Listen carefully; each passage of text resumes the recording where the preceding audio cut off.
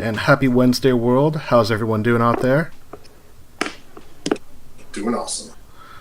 With me, as always, we got Ross and Zeb. Gentlemen, how's it going? How are you guys doing today? Fantastic. It is Wednesday. It is podcast day. It's Seahawks Fan Table Podcast, and with me is Zeb and Ross. I am Sam, and we're welcoming you to the midway through the preseason, gentlemen. Welcome to Almost Real Football. Has it been that long already? I kind of feel like the preseason's gone by kind of quickly. I don't know if it's because it's like, the games are kind of like always spread throughout. It's not just like it's like a Thursday, a Friday, Saturday, and then Monday. So there's like games throughout a lot of the week, and maybe that's why I feel like it's done maybe faster than waiting like 5 days in between a game.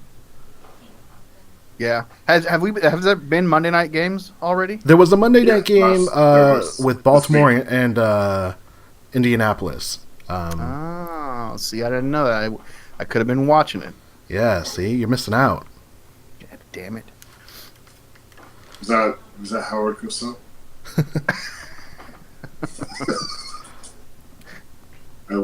I don't watch a lot of Monday Night Football. Yeah. They moved it to Sunday. Well, yeah, I mean the Seahawks they're going to be playing. I think they're playing a Friday this week, so Friday in a couple days, and then they play next week. It's a Thursday, so their last preseason game is a Thursday, a week from tomorrow for people listening to this podcast live. I hate that for like a really pity reason. Like they put a lot of those last preseason games on the Thursday, and then like it feels like so long from then to the regular season, because it's a week and a half. Yeah, for most of the teams, I mean, they are going to open. This year, like the first.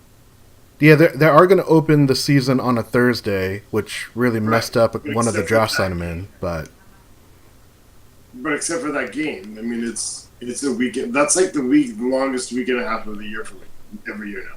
Yeah, since they started doing it. That's understandable. Like, it just drags and drags. Like, come on. Totally no. Yeah, I think that's probably true for a lot of people, because what happens between the last preseason game, it's a pretty hectic week, because you go from 93 or 90 people on the roster down to 53. Everyone there's a lot more trades happening all of a sudden, and then last minute trades. People trying to get like their practice squad set up. There's always those surprise cuts. But yeah, I mean, that just means it's like real football. So we're less than 18 days away from the Seahawks kicking the season in Denver, but we've got 2 more preseason games. We've got at Minnesota this Friday, and then we see, the backups play a meaningless game in the most meaningless way possible. In that 4th preseason game, it's going to be at home with the Oakland Raiders. But what's been pretty crazy so far is, we've gotten a taste of what this 2018 Seahawks might look like. There's this revamped running game, revamped offensive line, totally revamped defense, and, these rookies, they've seen a lot of play. What of the preseason stuff that you guys have been able to catch, what are your highlights? What are things that you're looking at and looking forward to? I have really enjoyed watching the first team offensive line play so far. Why is that? Because it hasn't been perfect by any means, and it's not like I'm breaking it down or anything, but I've seen them make pockets for Russ, you know what I mean? Give him a little bit of time to throw. It just feels better than it did last year so far. I would probably agree with Zeb. I mean, we always talked about Seahawks are in that bottom 6th of the NFL. No, they're not even the bottom 3rd. They're the bottom 6th of the NFL. And now, maybe they're the bottom 3rd. And that jump from 26 to 32 up to 20 to 26. I mean, that's kind of a huge jump. And with this quarterback, maybe that's enough for them to really, really push themselves beyond what we've seen them, especially last year. If we're still in the bottom 3rd, it says a lot of bad stuff about both our front office and our coaching. Man. Look at the draft capital that's actually present on the line, the trade capital. And you've got Dwayne Brown. If you just re-upped him, you're assuming he's going to be what he was before he got hurt. Like, you got a first rounder, second rounder. What was Britt? So on the offensive line, if we're going with what we think we're going to see, you've got Dwayne Brown, giant contract, DJ Fluker, free agent acquisition. That's a little different, right? Justin Britt is a third-round pick. Ethan Posick is a second-round pick. And Jermaine Ifedi, if he's the guy, he's a first-round pick. So you definitely have 3 big draft capital spent on that right side of the offensive line. I mean, the right guard is the person. We didn't draft him, so forget his draft status. But they went after that guy for a reason, right? They thought like that's the fix, and if he's not, that's another mistake. And Ifedi's turning out to be a mistake. And we always talk about how awesome Britt is, but I think that's more about like how bad everybody else was. Like Britt's been like service. He's decent. You don't think the first team line looked better so far this preseason? Oh, I definitely did. Definitely, well, the left side, but I watched the right side just be a sieve on some passing. Like both. I mean, yeah. The right guard. Ifedi's an issue. Ifedi's been a problem for sure. And the right guard is an issue in pass protection, in my opinion. I've just watched him whiff. Yeah. People just like walk by him, not even a turnstile, because the turnstile does make me like pause for a second. At least it slows you down. Is it going to hit my groin? Is it not? Where is this turnstile? And like he's not always doing that. Like, threatening to hit him in the groin. Man. Yeah. No, I mean, he definitely looks better as a run blocking in particular. But I think even the pass thing, like, it works because you can run to the left side and in the middle maybe, and that means you can also do play action. And we'll talk about that later. Play actions. That's what I've been really, really watching this preseason is the play calling. I want to see what the subtle differences are going to be in the offense, and they're bombs away, aren't they, so far? Yeah, I mean, in that last game against San Diego, they had 3 big passes. 2 of them went to Jaron Brown, and 1 went to David Moore, Ross's favorite. Right. And those were all off play action, and those were big plays. They had a clean pocket. Well, that was the starters. I mean, even they Cyril Grayson, 39 yards from Magoo. Yeah. I'm going to talk a little about Cyril Grayson. All right, well, let's jump into topic number 1 because we're going to talk about a lot of this, especially as we go on. But topic number 1, the last Pete-Carroll player is gone. How long would it take for Seattle fans to appreciate what has happened in the past years? So if you don't know what I'm referring to, John Ryan, beloved Ginger punter, has been released. He signed really quickly with Buffalo. He's reunited with his best friend and BFF and kicking buddy in Steven Hauschka. But is Steven Hauschka also Canadian, or does it just seem like he should be? He is not Canadian. He is just super, super skinny. He just seems like he should be Canadian. But what's crazy to think about is John Ryan has basically had a longer tenure, 10 years in Seattle, more so than any other player on this roster. I mean, right now you're talking about guys like Earl Thomas and KJ Wright and, Bobby Wagner and Russell Wilson as the most longest tenured Seahawks now just because it's been so long. And I know there are a lot of people that were sad to see John Ryan go, not so much of his playing, but just people enjoyed him and they were rooted for him as a player, but he was clearly beat out. But, Zeb, I'm going to start this with you. Do you think Seahawks and Seattle fans can really appreciate what's happening now with this team, with Pete Carroll, and where these players came from? Or is it something that's going to just take kind of years and years and years for that to settle? Who are we asking? Me? Zeb. I didn't hear the name. I don't know. I think it varies by, on a person to person basis. Like some people may never fully appreciate what's happened. And then there's guys like us who I think in the moment kind of understood how big it was. You know what I mean? So I wouldn't be surprised if it takes about 10 years for there to be like a real Pete Carroll, Legion of Boom, sort of not necessarily a reunion, but a celebration of sorts where we kind of reflect on the time that we had during the past few years, like maybe somewhere around there, 8 to 10 years before like it's kind of considered the golden years. You know what I mean? Is that kind of what you're looking for? Is that the kind of answer you're looking for? And I think it's always going to be relative. It's going to be depending on the kind of fan you are and what relation you have with those players, depending on how long you've been watching them. Ross, what about you? I mean, you were ready. What? Go ahead. Sorry. Like Zeb talks about, like it's really, really individual. But if you really want to talk to the average football fan these days, I kind of feel like it would take time, like about that 10-year window to really appreciate it. But I also feel like things move so fast these days that I don't know if we appreciate things like that anymore.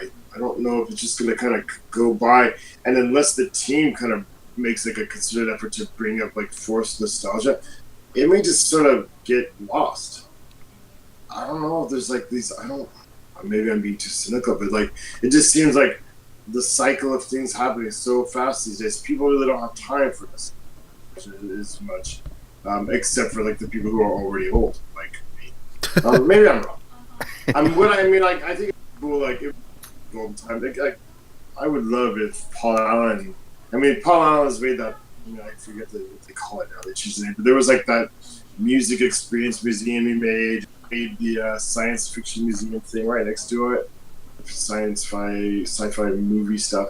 I would love if he actually made this same sort of investment, sort of made like a museum for the Seahawks. And they haven't, had like the story history of some franchises. They actually have, but he's got the money. They actually have a room for the Seahawks, so there is like a small section within the Mopop, they call it now, where it is dedicated to the Seahawks, and it actually has, I don't know if this actual trophy, but it's a Lombardi trophy in there as well. So they do have something. Expand that or put it near the stadium, and I don't know. I'd like to see the stadium have some sort of more concerted effort to preserve the history, because I think that's how you grow fans and make a deeper fandom. And like, there aren't any statues around it. Again, Seahawks don't have a huge story history. There's not 10 Super Bowls like some teams that they've gone to or whatever, but there's enough there, and there's enough things to maybe for Seattle's case, sometimes instead of like success on the field, they've replaced it with like notable characters that attach themselves to the city.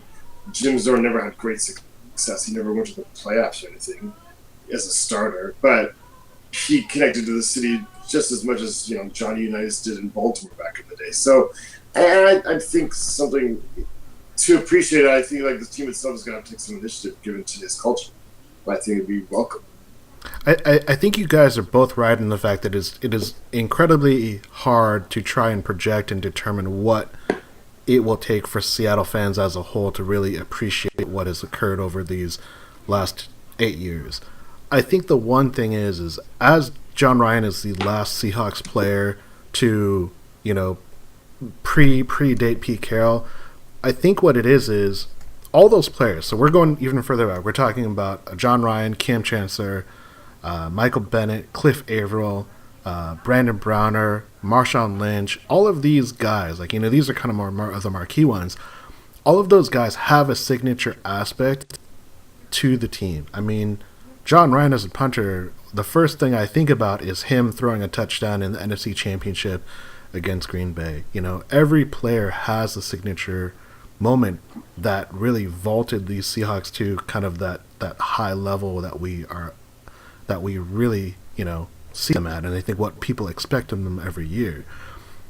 So I think there is a hard time to try and determine what that timeline will be to say like, oh yeah, now people really see what they had. But I think it's something that can be really easily captured. Again, watching a video, watching a highlight reel. These signature moments, they're really, really easy to understand. You think about any of those players, and you could easily pull off the top of your head. Even the most casual fan, you show them a clip of this, and they'll be able to say, like, oh yeah, that's a good player. That's maybe so-and-so. Like, they'll have a chance to recognize that. So I think there's that. I think, at least I'd like to think that that's where these Seahawks and what Pete Carroll and John Schneider have built with these current players and the ones that have already passed. But maybe time will tell, and maybe we'll be a little bit wrong, we'll be a little bit right. I got a question for you guys real quick, just along these lines of what we're talking about right now. So we've had over the past 8 years, we've had a handful of probably what we would consider iconic moments, right? Both of the Pete-Carroll era and of the Seahawks in general of all time. Do you guys see us getting another moment like that while Pete-Carroll's still here? I do. Yeah. I do. I think Russell Wilson is always going to be a highlight reel within of himself. I think that's something that will easily be something that we'll be able to see as a marquee moment. Maybe the team is not as good as the Super Bowl team, so this year we'll kind of see. But I think they have that opportunity because I don't think any of us knew that any of these players would be as good as they were when we first picked them up, when they first started playing, like a Cam Chancellor, Richard Sherman, Michael Bennett, Cliff Averill, John Ryan. Like, we didn't know they had those signature moments in them kind of until it led up to happening. I think we're not at the Super Bowl level this year, I don't think. I don't think we're even legit contenders, but I do think we're like not as far behind the grade as some people think we are.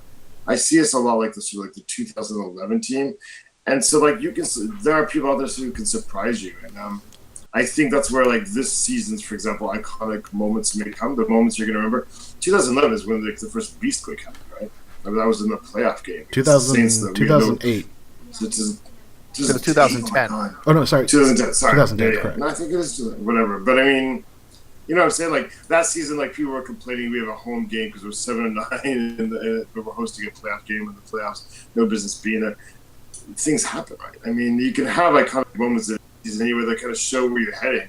And I wouldn't be surprised if we see, one of the Griffin twins have a moment this coming season where we're just like, wow, that was an amazing interception or forced fumble. Or even Flowers on the other side, just like showing, they're seizing that position like Richard Sherman did back in the day. Or, Chris Carson, like having his signature, I know you drafted Penny to replace me because you couldn't trust me and whatever. This is why I'm holding on to one position, for example. Yeah. I can see that happening easily. Shout out to Birdfinger on the Twitch chat, who says maybe the nostalgia will really kick in when a Carroll era player gets inducted to the Hall of Fame.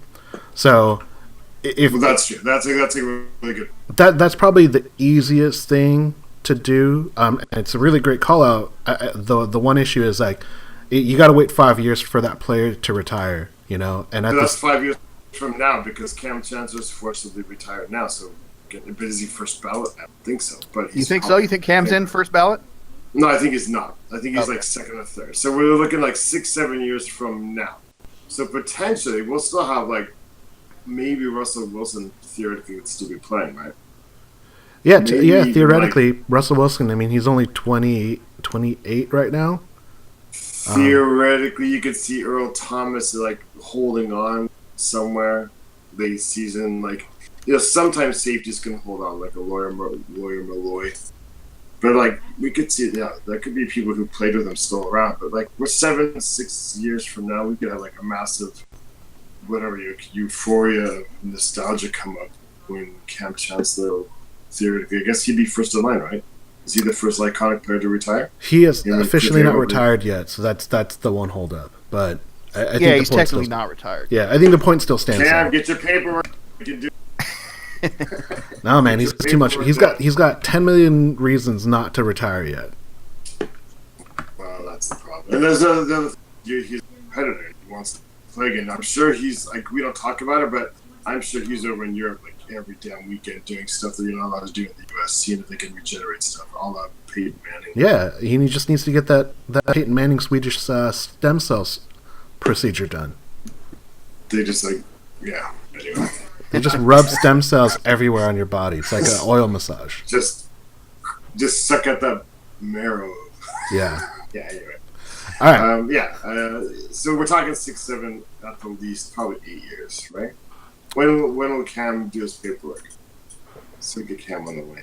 Cam, do your paperwork. We'll tweet at him. We'll tweet at him tomorrow. Tweet. Let's Twitter. All right.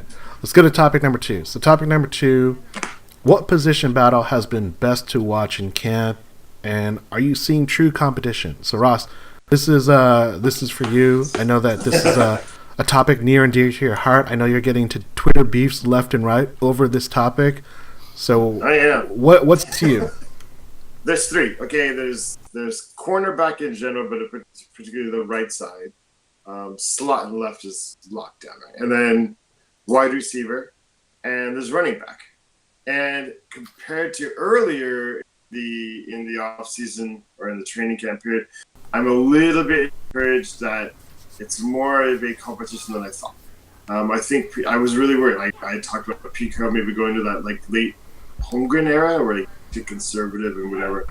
But I think at cornerback, there's signs that is true competition. There's rotation there, and it looks like Trey Flowers may end up with a position out of training camp, straight out of it, even though there'll be some other people with slightly more experience around.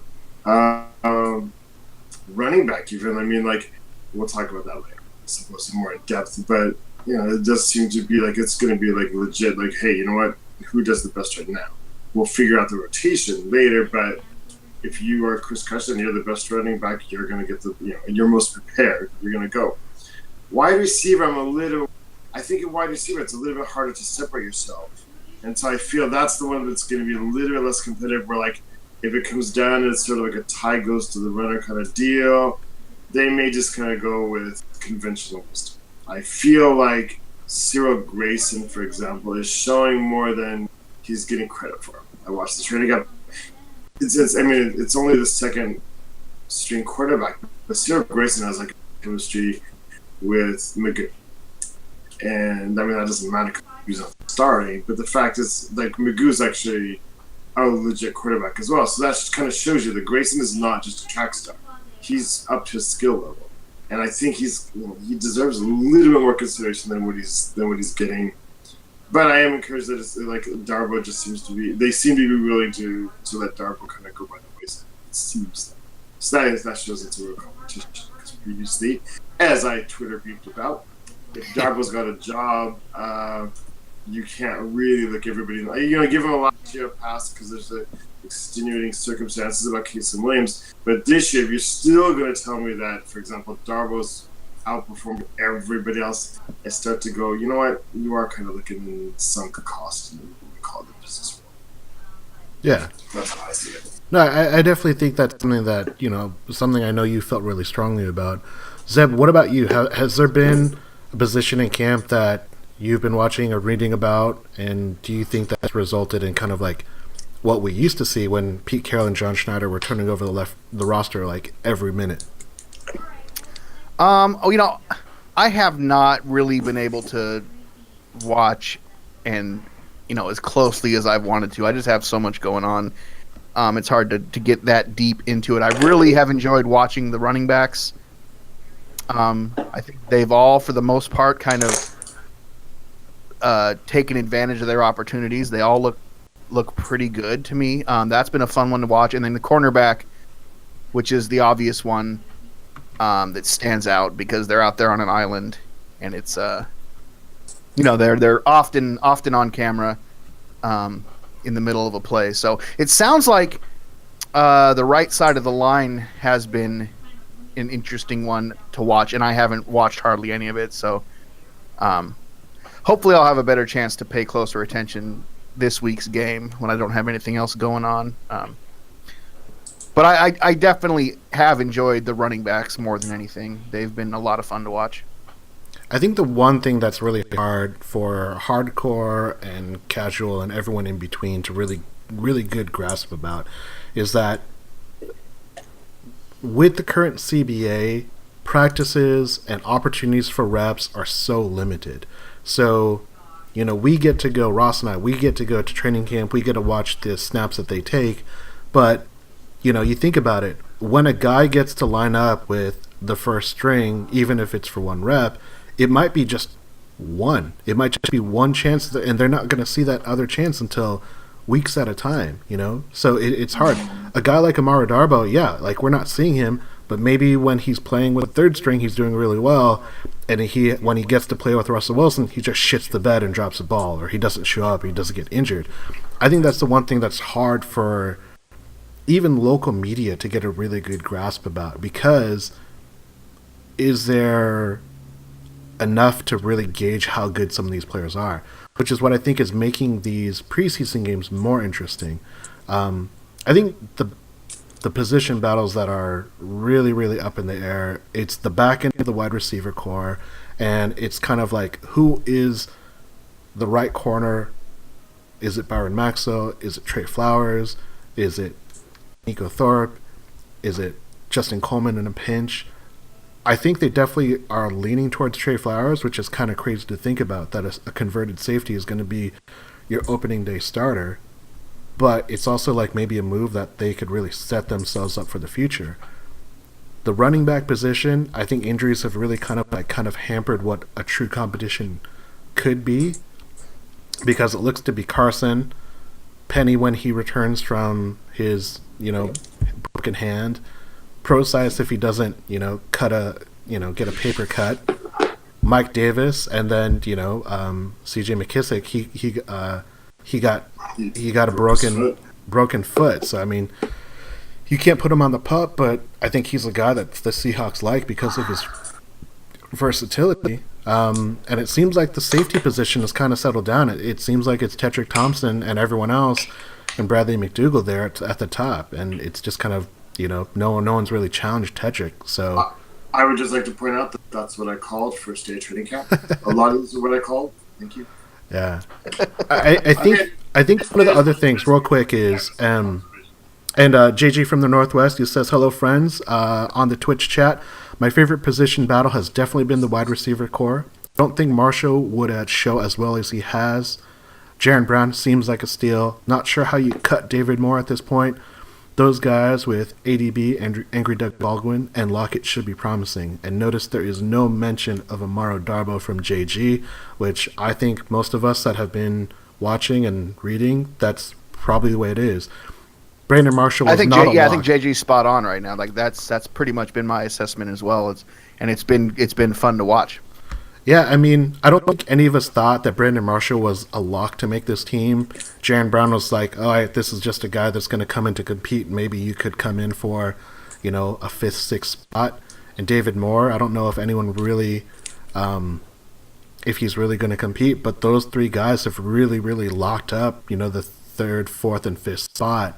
Brandon Marshall hasn't seen much play in the preseason games, but everyone's raving about him in the red zone. Everyone's raving about him in camp. Jaron Moore had 2 great grabs. David Moore had a great grab. I mean, those are the opportunities that if you make those plays, those have big impacts, and I think those guys have done it. JG follows up with, haven't seen or read anything on Darboh really, which is, again, if you're not healthy, if you can't play, if you can't compete, you're just kind of falling by the wayside. So yep. Yeah, more than most teams, I think, even in preseason, even in training camp, this team really, really stresses availability. That's like a major characteristic. Like, how fast are you? How tough are you? How smart are you? How available are you? You're missing that category. I think Ed Dixon's put himself in a little bit of trouble with that, actually. I mean, like, everybody keeps assuming, even to this day, that Ed Dixon's our starting tight end when it comes to season, week 1. But if he doesn't play even a single snap or practice a single day in training camp, Vanette's shown up really, really well. Dusty's shown up really, really well. I don't know if that's true. No, I think that's 100% spot on, because Vanette got 2 looks in the red zone, and he almost had 2 catches. I mean, he had the first touchdown in the first game against the Colts, then he almost had another one. And maybe that's a learning opportunity. He has to fight a little bit more for that ball or whatever. But going back to last season, I thought the last 5 games of the last season, they started to use him more. Like, they started to realize that Jimmy Graham sort of was like a tell with the offense, and they put Vanette in more. And I thought, we talked about this last year. I thought the offense ran better with Vanette in there anyway. And now he's completely healthy. He's showing that he can be a weapon. Well, I think 2 targets, like I said, 2 targets in the red zone. Only caught 1, but still. I think it goes back to what kind of offense are they trying to play? Broughton Schottenheimer seems to be like a play action stretch guy, and if you can get a tight end that can block for 2 seconds and then run out for a pass in the flats or on a comeback, that seems like a really, really good matchup. And if Vinette and Disley are those guys, then that seems like a great signing and a great draft, because those guys fit those really well. And Vinette, I mean, he's big. He's 6'6", 6'7". He shows up just as physically intimidating as Jimmy Graham to my eye. Yeah, and the thing is, it's just a matter of if does he want it. Yeah, but the thing is, like, if you don't see him on the field, that size kind of is meaningless, because you look at him like, who's that giant on the sidelines? Why isn't he playing? You know? Well, I mean, that's where Dixon is at right now. I mean, if you had training camp, like Ed Dixon would like walk out and stretch or walk around the field before because he can't practice for real, and like that dude is jacked up, man. Yeah, I don't think I've ever seen somebody his size like just that jacked, but if you're not playing, what does it matter? So really quickly before we move on to topic 3, I want to talk about one position battle that has been squared up. So the special teams has been squared up. Early in the preseason, before the first preseason game, we had let go our long snapper, so it's just Tyler Ott. He's our long snapper for the year. And then this week, we talked about earlier in the first topic, John Ryan was let go, and then shortly following after that, Jason Myers was let go too. So our special teams for this season is going to be Sebastian Janikowski and Michael Dixon. Michael Dixon, I mean, we all kind of talked about it. As long as he didn't shit the bed, he's going to be the guy based upon what his skill set is and also his value, because they do save quite a bit of money by letting Ryan go. What are your guys' thoughts on that real quick? On what? On just the fact that special teams is like the first competition to be squared up. I'm so excited about. I've never been excited in my life with special teams as much as I'm about this punter. Like when watching, I mean, like he's a. Did you see that kick out of bounds, like directional punting, which is like a lost start in the NFL? The one that he punted into like the 10, just beyond the 10. Yeah, and made it so the guy even to catch it. And did you see the receiver was like, well, the punt returner was frustrated, slammed the ball down because he realized when he got it, he didn't have anywhere to run it, and the way like the ball went to catch it, he had his momentum took him out of bounds. I mean, like there was nothing you were going to do with it. I mean, just over and over, he's a weapon. It's not just like punting far. And then, I mean, yeah, you saw the writing on the. I mean, as the comparison, rarely do you see in one game like such a good contrast where like John Ryan's punt not so long after that was a 72-yarder or whatever, was returned for a touchdown because he had they didn't have the hang time that he needed for the distance. You can see John Ryan like trying to punt it further, like during like even training camp, right, to keep up with this rookie guy. He's just gave it all, but he doesn't have the hang time, so he's like out kicking his coverage, and then the next day he sees the injury in Buffalo and asks for his release.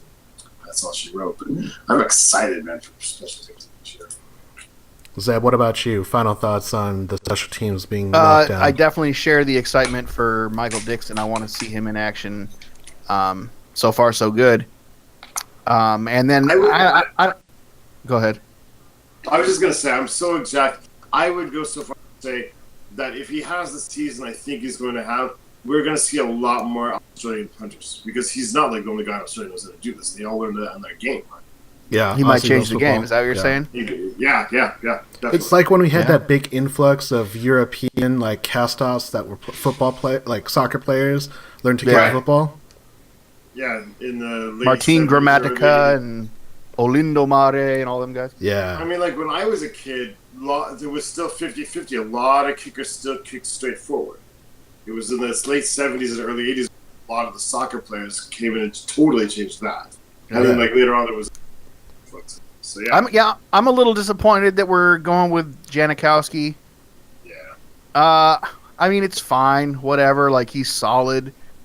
Like solid in the fact that he's like just built like a brick. I would like to see a younger guy that we can kind of make our own. Like remember when Josh Brown was here? Like how cool it was that we had Josh Brown was a badass kicker and he was fun to watch. And before the wife beatings. Yeah, and before you turned traitor and all that bad stuff. But before that, it was awesome. Like it was you actually were rooting for your kicker. Yeah. I would like to have that again. I 100% agree. I mean, like, T-Bass is all right, cool, or whatever, dude. Like, he's not the most in the world, but he gives you a chance at halftime to kick, like, realistically try that 60-yarder. And if that's what they want, that's cool. I mean, I get it as a reaction to Blair Walsh last year, but I totally agree with Zeb. That I want something more exciting, more fun, more, and to go in with, like, we've got this youth movement going, right? Yeah. So can't we just continue that into the kicker a little bit? Yeah.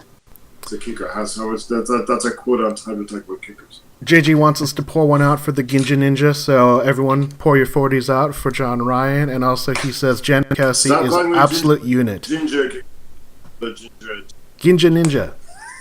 But real quick, so Russell Wilson posted on Facebook. It was a picture of the captains going out to the halfway point.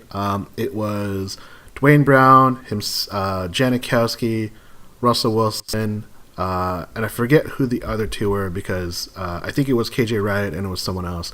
But the point was, Sebastian Janikowski is huge. I mean, yes, he's got the ultimate dad bod, but he's a really big dude in not just like size and girth, but like height, which you just kind of don't think about, especially when you look at the previous two kickers we had on the team in Blair Walsh and Stephen Hauschka. So just a crazy thing. So if you're on Facebook, find that photo. It's actually crazy.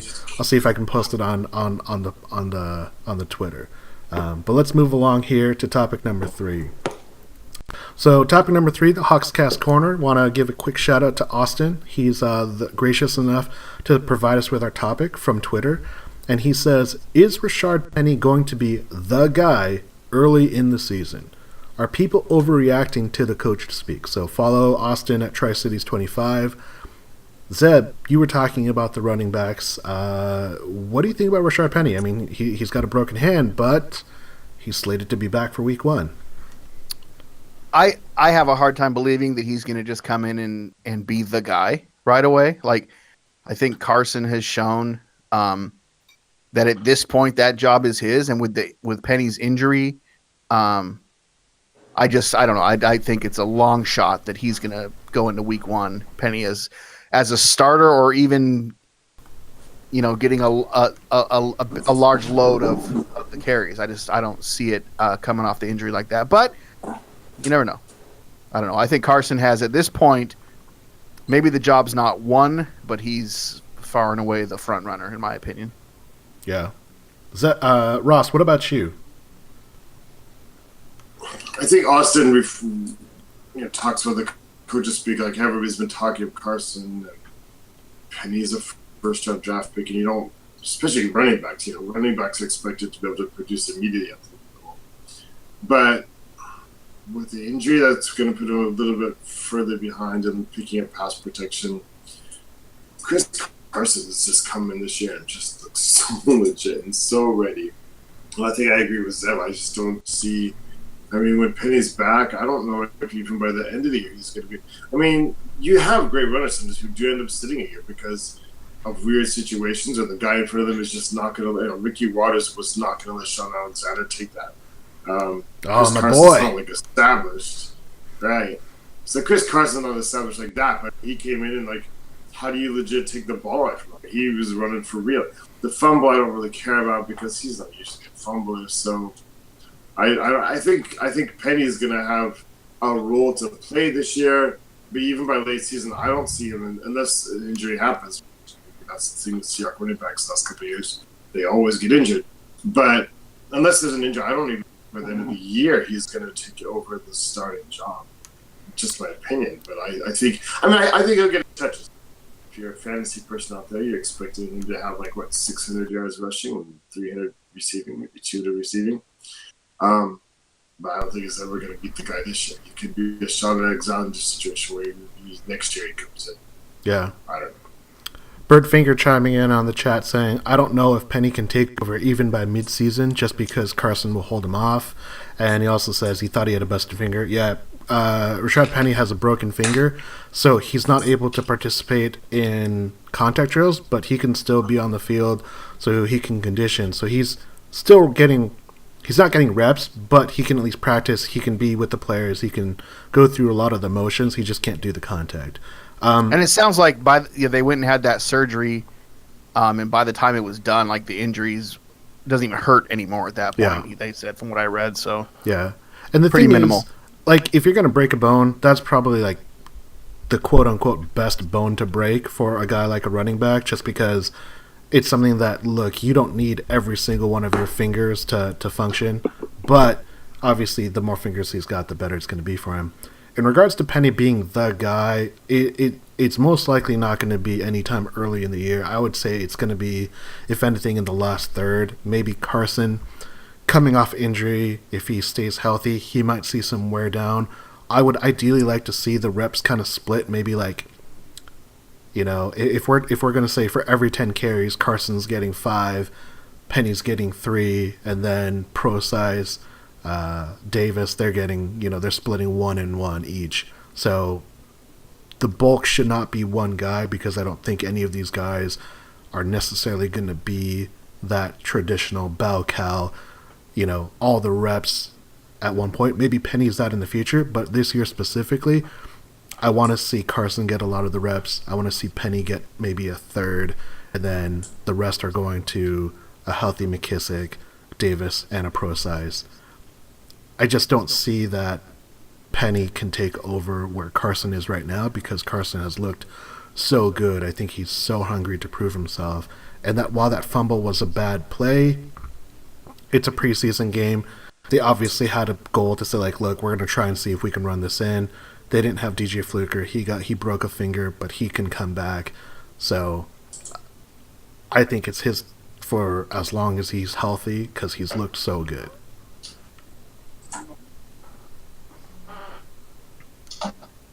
Yeah. But last question here. Oh, Birdfinger wants to know if they have a fullback. Yeah, they've got one fullback, Trey Madden. He dropped the ball last week, so hopefully he works on that. He sure did.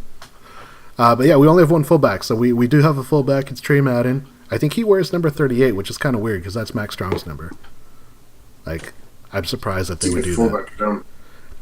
You know, the fullback that I think of outside of Max Strong is, I think Mike Allstott. Did he wear 40 or 44?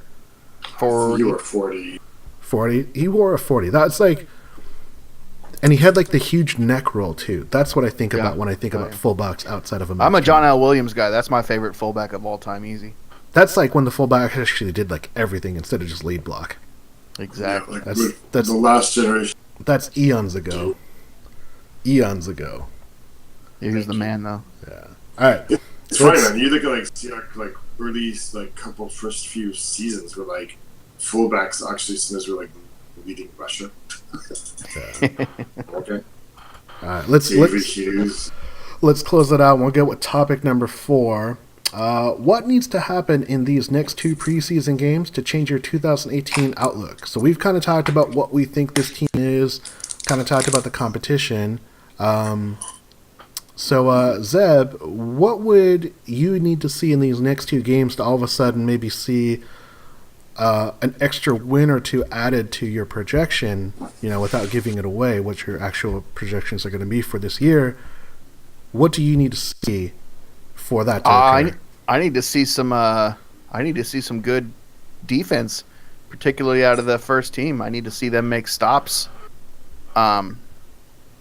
It's been sloppy from what I've seen. Like, again, I haven't watched super close. I've been real busy, but I've seen starters miss tackles, get beat in the open field. It's just stuff that's just uncharacteristic of this Seahawks defense that we're used to. I like what I've seen from the first team offense for the most part, with, you know, a handful of exceptions, but I feel like they're on a really good track.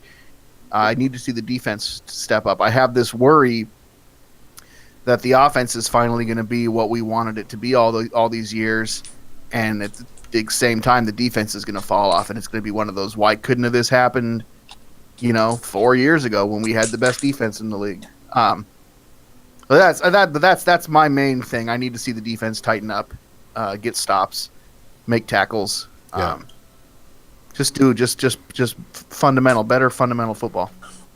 Russ, what about you? What do you need to see happen in one meaningful game and one meaningless game in these 2 preseason games? I think I almost completely agree with Zeb. I want to see a couple of big plays out of the defense, not just stops. I want to see an interception. I want to see a fumble. I want to see something like that to show me like. So I think, for example, T2 out there, a free safety looks the part. I think Trey Flowers can make the transition, but are they going to just be guys, or are they going to be men out there like dictating the game? And I think T2 is going to be a good free safety, but I want to see some of the same ball hawking he does in practice show up in the game. I want to see Trey Flowers show that he has some ball awareness, which he should have. Pure safety, you tend to have more of that sometimes than cornerbacks. Even though the linebackers have got him, that was a position we thought we didn't have to worry about. But KJ Wright has looked particularly good to me so far in preseason. And Mingo just looks like a basketball player got lost and is onto the wrong field. He's just standing around like this tall, skinny dude watching everything happen. He had a good play in the first string defense where he hurdled the cut block and then got the running back stopped him short. Then it turned into 3rd and 1. They had a false start, so then they pushed him back to 3rd and 6, and they got a stop. So I mean, I was just a quick shout out to Barkevius Mingo. Not a total schlub, but he did have a play. I mean, I rewatched it on the condensed view just now, just before we did this, and just watched him. And yeah, he made a couple plays, but he also had a couple plays where like he knew what to do. He clearly was going in the right direction, or like had kind of understood what the play was going to be, but couldn't do anything about it. Like he's out on the flat to stop this run, but he's getting pushed around by a tight end or a stiff breeze blew by and kind of knocked him off his game. Like he's got I don't know what's up with that dude, because he looks the part, except he's a little too skinny to me. But I just want to see more out of the linebacker. KJ Wright, what's up with that? Yeah. KJ Wright's going to lose his job to a Griffin. So I want to see the linebackers. I just want to see a big play, because that's what's really been missing. Like how many times the last couple of years we said like, they need a turnover. They just like people have gotten used to our defense. They need a turnover at some point, because they haven't come at all the last 2, maybe 3 years. Yeah. I want to see some adjustment. Burnfinger chatting in saying causing turnovers and defense converting 3rd down is what he says he wants to see in these next 2 games, and he says no love for Mingo. ... So, no no Mingo lingo going on right now. Ming-no. Birdfinger says he wants the offense. I think that's fair. I pretty much agree with what you guys are saying, but I'm going to actually spin it just a little bit. So here's my Bill O'Reilly segment going on right now. No spin zone. We haven't seen what the offense and the defense are capable of, because it's a preseason and it's pure vanilla. And because I think with the way that Russell Wilson has played, I'm in belief that Russell Wilson has played lights out in these, in the 3 or 4 series that he's gotten in these first 2 preseason games. I imagine if that's the Russell Wilson that we see in the regular season, it's going to be an MVP-like year if he can stay upright, if that offensive line holds up. With that, I do think that we have definitely not seen enough to really give us a clear understanding of what this team could be, because it is preseason, because it is kind of meaningless. But I feel like it's an underlier. It's just like under the surface. Like they're not trying so hard. Pete Carroll wants to win, but I think he knows he has to win with his 2nd and 3rd string, which we haven't seen. Like, it's a close game in the second half, but they're not good enough to just like dominate, because they don't have these up-and-coming studs like we saw years and years ago.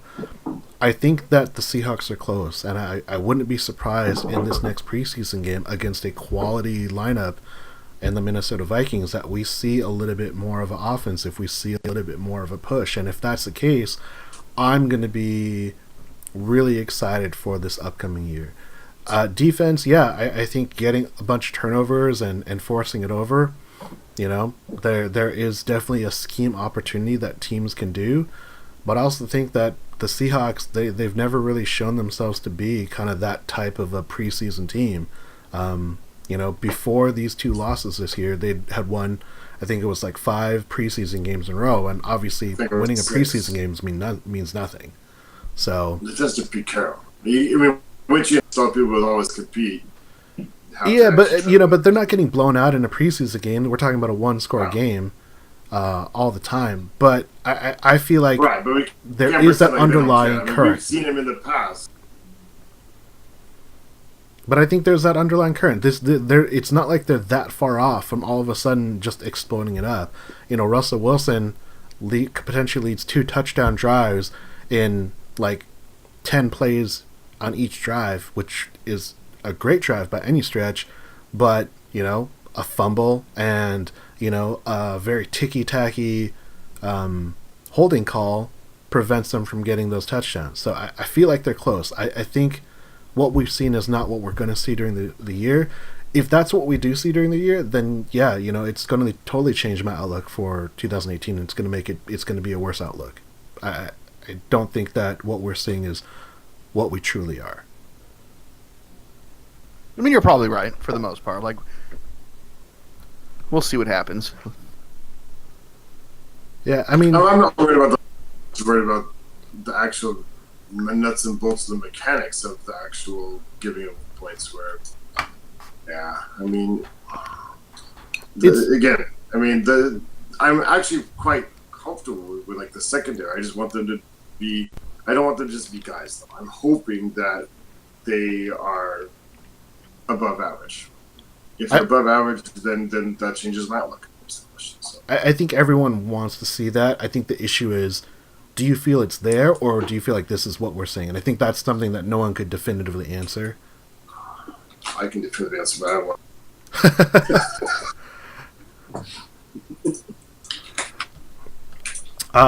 Final thoughts before we move on to predictions, gentlemen? Nope. I got nothing. Cool. All right, so we got a couple of predictions. All right.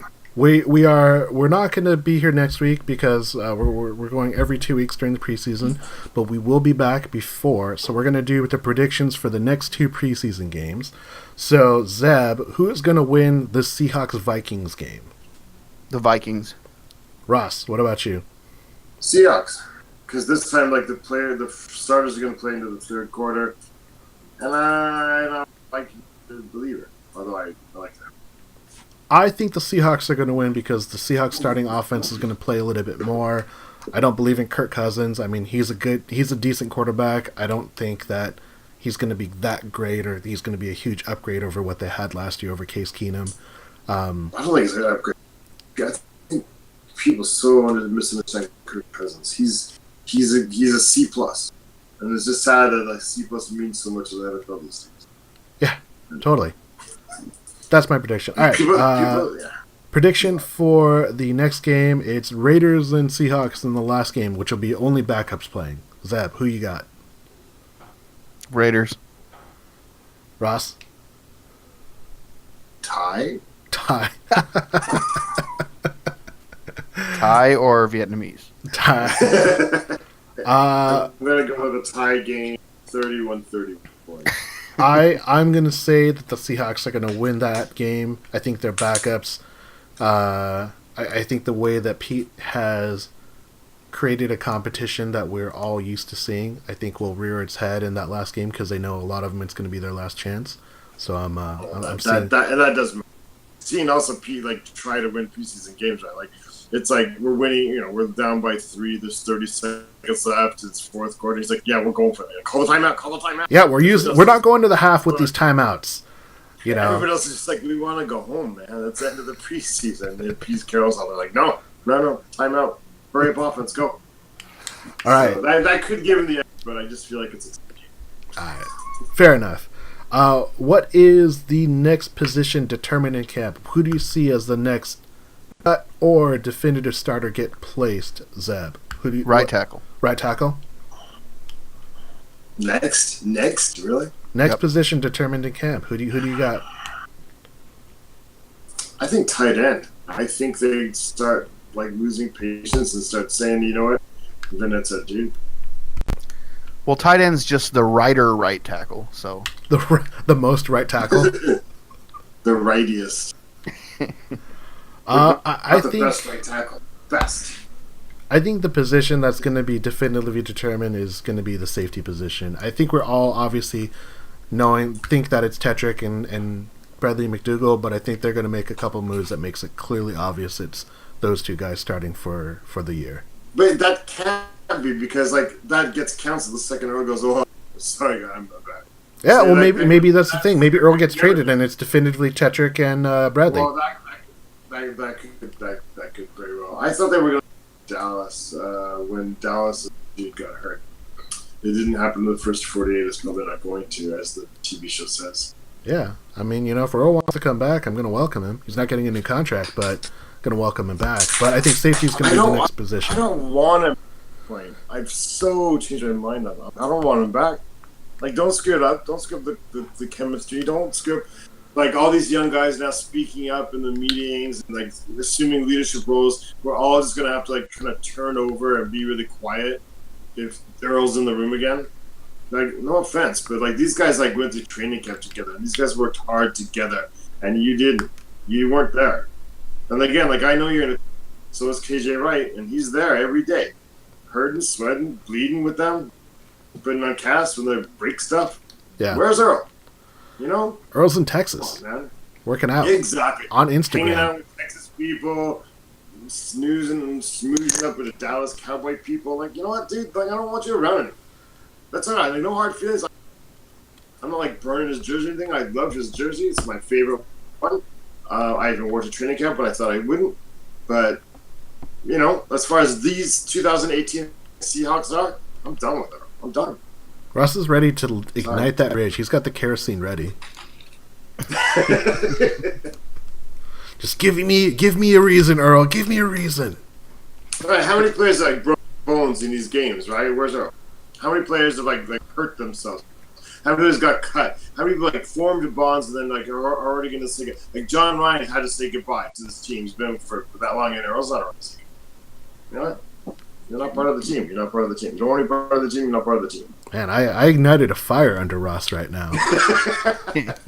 All right. This is building, man. This should be an obvious question. I hope we're all in consensus. Will the first string starting offense score a touchdown this next game? Yes. Ross? The question should have been how many. Yeah, a couple, 2, 3. If they don't score at least 2, I think that will be a disappointment. Jerron Brown. They need to get at least 2 touchdowns and at least a field goal out of the quarter, the 2 quarters and a half that they're gonna, 2.5 quarters that they're gonna play. That's it. Jerron Brown gets PD, Chris Carson and Russell Wilson gonna scramble in there. Birdfinger says 17 points, which I assume is 5 field goals and a safety. Yep, that's the only way to get that. Right. Prediction. Who is going to be our starting right tackle, Ifedi or Fant? Fant. Or somebody not on the roster right now. I think it's going to be Ifedi. As much of a head case that he is, I don't believe that a guy that's only got 8 games at left tackle in his entire career is going to be able to slide into the right tackle spot and just overtake Ifedi. Ifedi's a head case. I feel like that's something that is a lot easier to fix than training some guy up that used to play basketball. I like Fant. I like him as a backup. I think he's still a project. I still think that Ifedi, as bad as he is would be better than what Fant is going to be able to bring. Do you ever play basketball? Yes. It's when you play basketball, if you're actually any good at all, left and right don't matter, right? You're supposed to be able to dribble with both hands, go both hands. It's a completely different position than NFL, but I mean, if anybody's going to make the transitions, basketball.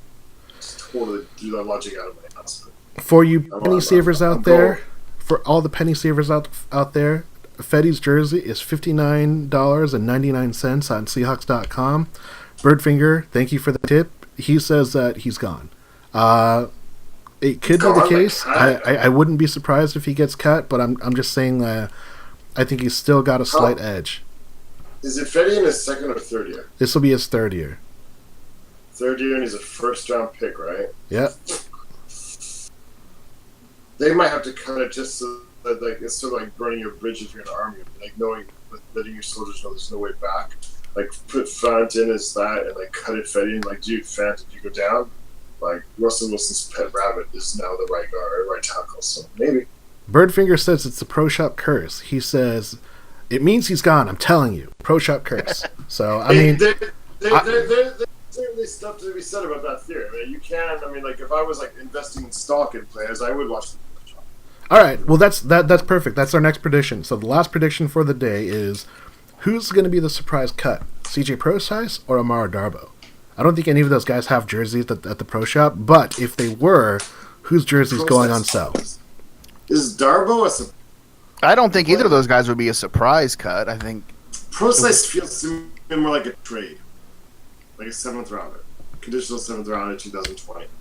From a 2nd rounder to a 7th rounder, that's a pretty yeah, steep. Because people know you're not going to keep him when it's that time of year, right? And like Prosise is the kind of guy it's the kind of guy you trade him and then people go, oh, because that's not good because over in Buffalo he does well, but like he just every once in a while those kind of players appear. Like they always say like the changes scenery doesn't go. Like there are people legitimate like that. Somehow it just never really is going to click where they first go.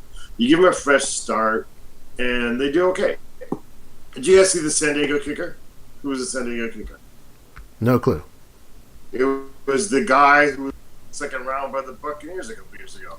And, Roberto Aguilar? Yeah. Who's the San Diego team? Sorry. Oh my god. Thank you. Los Angeles Chargers. Wow. That's... anyway, like, it's that guy, right? Like, pressure of that thing and whatever else was going on in the air in Tampa Bay. Like, you in Tampa. Not Tampa. It's so weird they call them Tampa Bay Buccaneers. Anyway, it's rather rant. Like Tampa Bay is a body of water. Green Bay is the name of the city, right? Green Bay is the name of the... Tampa is the name of the city. Tampa Bay is the water. It's weird to call them Tampa Bay Buccaneers. We're lighting fires left and right for Ross today. Sorry. Anyway, the point is, like when that dude moved on, and then I think he went to Chicago briefly and still, like, you know, whatever. It was the media still following him around. But now he's, like, in Los Angeles, not San Diego. And he's fine. Like, he was not amazing, but he was fine, right? You didn't even notice, you didn't even think about it. So, like, I feel like Prosise needs to go to Buffalo because all their running backs are 100 years old, and that's where Seahawks go anyway these days. And go there and be their number 2 running back and have a good career. And we'll go back and all. We've done this but it was just never going to happen. That's why McKissick's injury hurts, because they're the same, essentially. I think we all know that Pete Carroll is good for at least one surprise cut. And we may have gotten that already with Marcus Smith. I don't know. Yeah. But I don't think so. That was weird. Wasn't it? Yeah, super weird. I don't want to. I don't know. I have this feeling, just based on the way things have gone in the past, that Brandon Marshall isn't going to make it. Ooh, that would be a surprise cut. I'm going to stay within these two guys. If I'm going to say a surprise cut, I would say it's more likely that CJ Prosise ends up being a surprise cut than Amara Darboh, because I think everyone expects Darboh. Now, Birdfinger, he's actually got a really interesting thing. He says Darboh to IR with a clavicle, or Darboh may go to the IR as a stash. I could see that happening.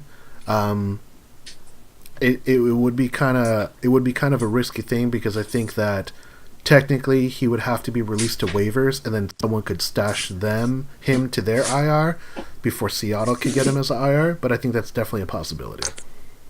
Do we want him? Why stash him? Like, he literally has not done anybody of significance. I think the idea is that wide receivers always seem to have a really hard transition from the college to the pro game, especially if they don't come in a process. You know, Michigan's a pro style offense, but they have the hardest transition. We saw that with Golden Tate. We've seen that with a lot of wide receivers.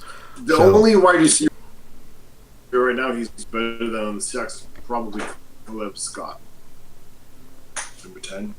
Better. He's not as good as Tanner McAvoy.